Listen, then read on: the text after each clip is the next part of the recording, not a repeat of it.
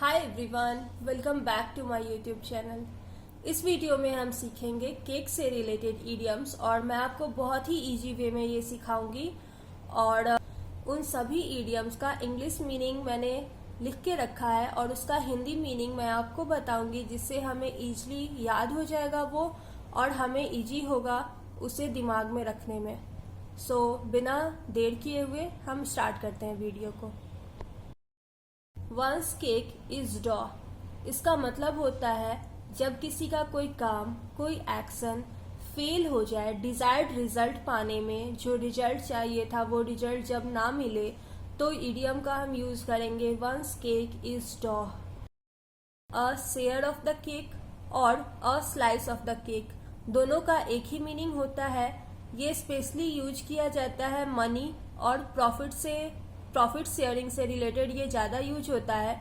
जब हम मनी या प्रॉफिट के पोर्शन की बात करेंगे, उसके शेयर की बात करेंगे, तब हम यूज करेंगे a share of the cake और a slice of the cake. Beefcake, ये एक इनफॉर्मल ईडियम है और ये यूज होता है वो मेन के लिए जो जिनके पास मसल्स होते हैं, जो अट्रैक्टिव होते हैं, और मीन्स गुड लुकिंग मेन, इसको याद रख सकते हैं, और attractive main with muscles. So beef cake उनके लिए यूज किया जाता है। केक होल, ये भी इनफॉर्मल ईडियम है। इसका मीनिंग होता है पर्सन्स माउथ, मुंह को केक होल बोलते हैं। इनफॉर्मल वे में ईडियम यूज किया जाता है। एक बात यहाँ पे बता दूं, ये ईडियम्स भले ही इनफॉर्मल हैं लेकिन एग्जामिनेशन पॉइंट ऑफ व्यू से बहुत इंपॉर्टेंट है, तो इनको लाइटली नहीं लेना है, इन्हें भी याद करते हुए चलना है। To be flat as a pancake या to be as flat as a pancake, दोनों सेम ही होता है और इनका मीनिंग होता है कोई ऐसा चीज जो एक्सट्रीमली फ्लैट है। जैसे नॉर्थ इंडिया का जो एरिया है, जो लैंड है, वो as flat as a pancake है, तो हम इडियम यहाँ पे यूज किए as flat, to be as flat as a pancake.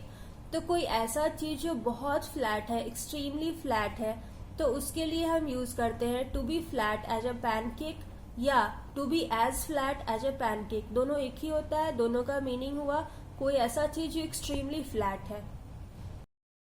Next, to sell like a hot cake और to go like a hot cake, दोनों का मीनिंग सेम ही होता है। इसका मीनिंग हुआ कोई ऐसा चीज जो बहुत तेजी से बिक जाए। जब सेल लगता है मार्केट में तो कुछ ऐसा चीज होता है, पर्टिकुलर स्टफ, जो बहुत तेजी से बिक जाता है उस जगह पे। और कोई ऐसी चीज, कोई नई प्रोडक्ट है जो बहुत अच्छी होती है और लोगों के पसंद में आए, तो वो बहुत तेजी से बिक जाती है। तो इसलिए इस ऐसे सिचुएशन में हम यूज करते हैं idiom to sell like a hot cake और to go like a hot cake. एक बात बता दूं यहाँ पे, देखो ऐसे एग्जाम्पल से याद करो जिसको तुम इजिली याद रख सकते हो। तो मैं यहाँ पे एग्जाम्पल बताई सेल का। जब दुकानों में सेल लगता है तो कुछ पर्टिकुलर चीजें होती है जो बहुत तेजी से उस वक्त बिक जाती है।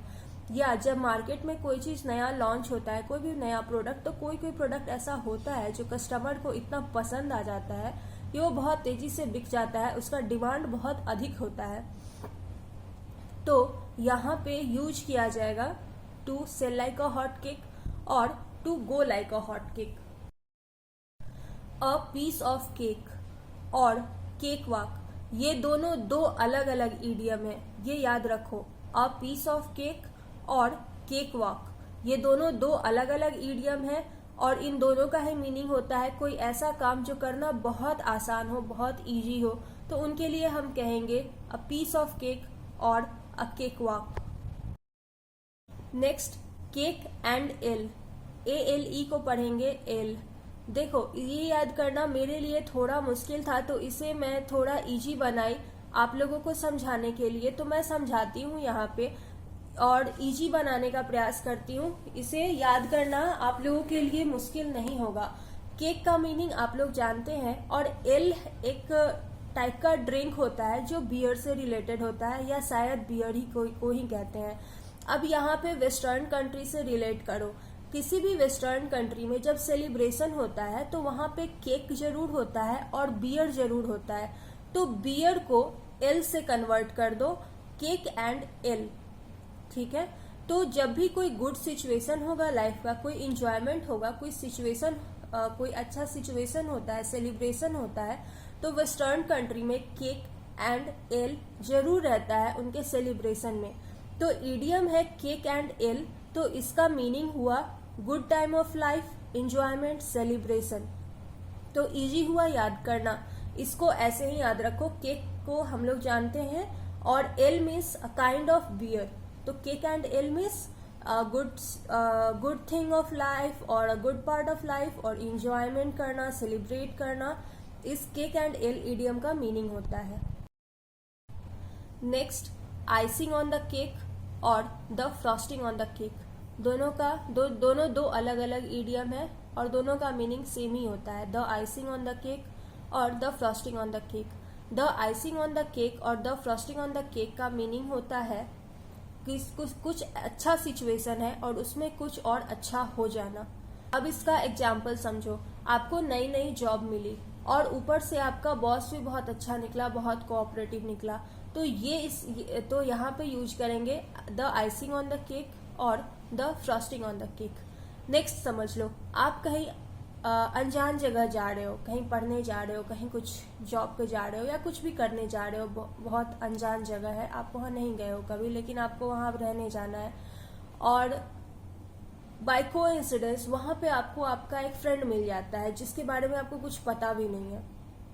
तो एक तो आप कहीं अलग जा रहे हो अपने लाइफ को बेटर करने के लिए, पढ़ने के लिए या जॉब के लिए, किसी अनजान जगह पे, और उस अनजान जगह पे आपको अगर कोई जान पहचान वाला मिल जाए, वहाँ पे आपको साथ रहने के लिए या किसी तरीके से एक जान पहचान वाला मिल जाए, तो ये एक बहुत अच्छे सिचुएशन में और अच्छा हो जाना।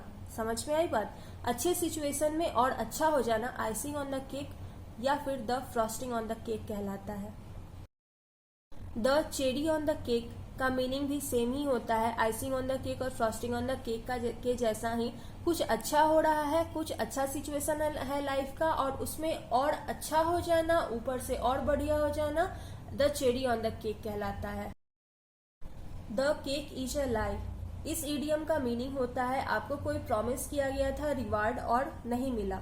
फॉर एग्जाम्पल, एक कंपनी के बॉस ने अपने एम्प्लॉय को प्रॉमिस किया था कि वो बोनस देंगे, बोनस मिलेगा एम्प्लॉय को, लेकिन वो बोनस नहीं मिलता है, तो जो सिचुएशन आया वो एम्प्लॉय के लिए द केक इज अ लाई हो गया।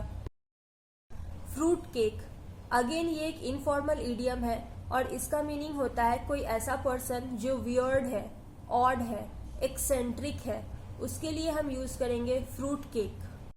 आई होप अब आपको समझ में आया होगा सारे इडियम्स का मीनिंग और आपको याद हो गया होगा, और मैं उम्मीद करती हूँ कि आपका ये इडियम का केक से रिलेटेड जितने भी इडियम्स है ये कॉन्सेप्ट क्लियर हुआ होगा और आपको मदद मिलेगी एग्जाम्स में। आप इन किसी भी इडियम्स को लाइटली मत लेना, ये इंपॉर्टेंट इडियम्स थे, मैं एग्जामिनेशन पॉइंट ऑफ व्यू से ही इसे चूज करी और आप लोगों को बताया मैंने। इंग्लिश में अवेलेबल है, हर जगह है, और लेकिन मैं इसे हिंदी में बताने का प्रयास की ताकि हमसे रिलेटेड मैं एग्जाम्पल भी दी ताकि हम इसे कोरिलेट कर सके और इसे इजीली हम और याद कर सके और इजी हो जाए हमारे लिए ये सीखना समझना। तो